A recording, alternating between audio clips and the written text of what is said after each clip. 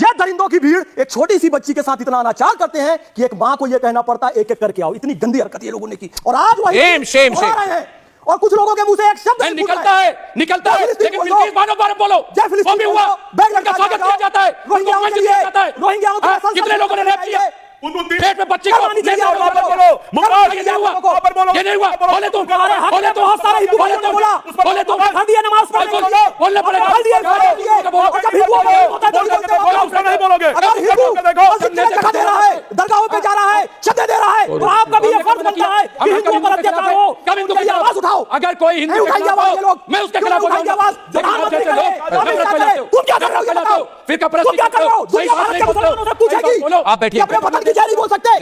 वंदे मातरम बोलने से ईमान जाता है तुम्हारा। जिस वतन का खा रहे हो, जिस वतन का पी रहे हो। एक जवाब जी हमें फैज साहब सिचुएशन को समझे। मैं राष्ट्रीय सुरक्षा को देखते हुए एक बहुत गंभीर बात आपसे कहना चाहता हूं जवाब जी। इसके बाद आप देखिए, पहली बात तो यह है कि भारत के मुसलमानों को समझना पड़ेगा कि पाकिस्तान का उनका कोई लेना देना नहीं है। मेरी बात, बहरीन का, दुबई का, बहरीन का, जॉर्डन का, अबू धाबी का, बांग्लादेश का, इंडोनेशिया का, वो आपको अपना नहीं मानते। वो आपको अपना नहीं मानते मनाने की। आप उनको अपना मानते हो। झूठ पर है। आप उनको अपना मानते हो। कोई नहीं मानता है पाकिस्तान को। हमने तो पाकिस्तान का विरोध किया था। तो जॉर्ज जी मेरी बात यह है कि आईएसआई जो है आसिफ मुनीर की लंबे समय से कट्टरपंथियों को वहां बांग्लादेश की सत्ता सौंपना चाहती है।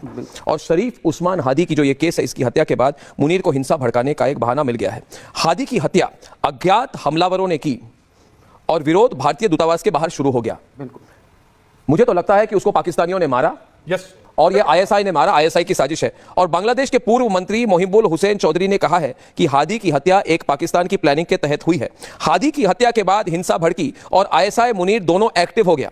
आईएसआई ने अपनी पुरानी सहयोगी जमाते इस्लामी, उसके छात्र और मदरसों से जुड़े संगठनों को आंदोलन के बैकअप देने के लिए उनको निर्देश दे दिया। ये सारी चीज जो ये हत्या हो रही है ना हिंदुओं के साथ, हिंदुओं को जो मारा जा रहा है, ये पूरी चीज मुल्ला मुनीर ने करवाई है। मुल्ला मुनीर ने करवाई है। और बात यह है, बात नहीं, मेरी बात सुनिए। अरे भाई कुछ कह रहा हूं, गहराई की बात कह रहा हूं, लोग समझते हैं मेरी बात। अर्नब गोस्वामी की बात दुनिया देश के लोग सुनते हैं। देखिए मेरी बात यह है कि जब हमें पता है कि आईएसआई हिंदुओं को मार रही है, तो भारत के मुसलमान लीडर जो है ये अचानक फिंगर ऑन द लिप्स, चुप, हिंदू मर रहा है, चुप, कुछ मत कहो।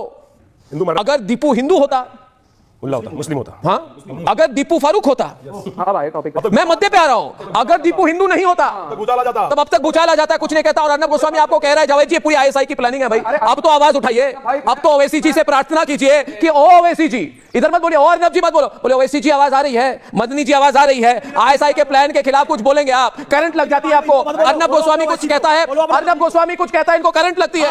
मैं कह रहा हूं अभी लगी करंट आपको। अर्नब भाई आप बोलिए, अभी आप बोलिए। अर्नब भाई की कही हुई बातों पर बहुत ज्यादा, कुछ बातों पे जो सरकार से उन्होंने सवाल करे, मैं उनकी सारी बातों पर सहमत होना पड़ा। ओवैसी से जो कहा, मदनी जी से जो की, सहमत होना पड़ा, तो सारी बातें सही हो। अच्छा एक पूछ रहा हूं भाई, क्या खामोश है भाई?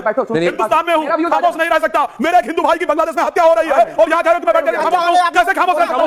सुन लीजिए, दूसरी बात है, वहां पर गाजा में कुछ सरवार जी आ जाइए, गाजा में सरवार जी को स्क्रीन पे लाइए, सरवार जी को भी लाइए। हिंदू की हत्या, सरवार जी मैं बात पूछता हूं, एक मिनट। ये क्यों है कि हर बात जब अर्नब गोस्वामी सवाल पूछता है तब आप जैसे सरवार जी सब आके कह जाते हैं चुप रहिए ना, क्यों बोल रहे हैं इतना? आवाज उठ गई है हमारी। सरवार जी, हिंदुओं की आवाज उठ गई है। सरवार जी आवाज आ रही है, आवाज आ रही है?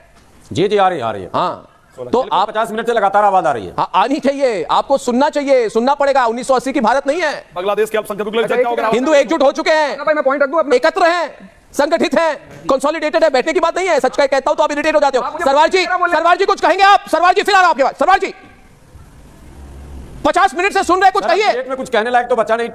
ऐसी बात नहीं है। मैं तो बहुत कुछ कहना चाहता था, लेकिन मुझे तो समझ में बात नहीं आई कि कहने का मौका भी है या नहीं है। मौका है, बोलिए। जाने निंदा और शर्मिंदा से भी आगे बढ़िए थोड़ा। कब तक निंदा करते रहेंगे?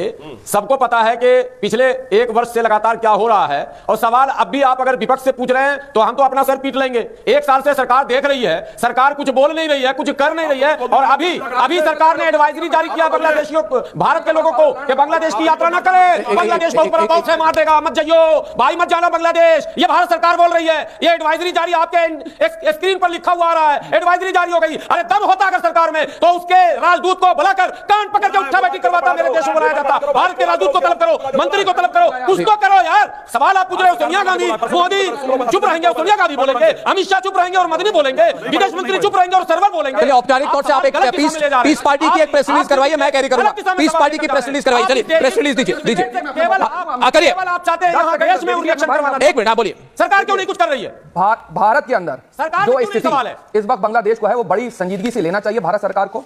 और जो स्थिति वहां पर उत्पन्न हो रही है, चाइना का इन्फ्लुएंस है, पाकिस्तान का इन्फ्लुएंस है, और उस इन्फ्लुएंस को आपने पहले भी देखा जो हमारे पड़ोसी मुल्क थे। जिस प्रकार आप लोग गाजा के कुछ नहीं बोलने दो यार, कुछ नहीं पता, मैं छोड़ दूं। दोस्तों नहीं, छोड़ने की जरूरत है, डिबेट खत्म हो रही है, ऐसी बात नहीं है।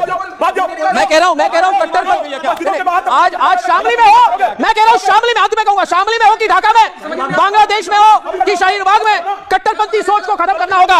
दोस्तों हिंदुओं को बांग्लादेश में टारगेट किया जा रहा है। दूसरी मीडिया भी इस पर बोलना शुरू करे।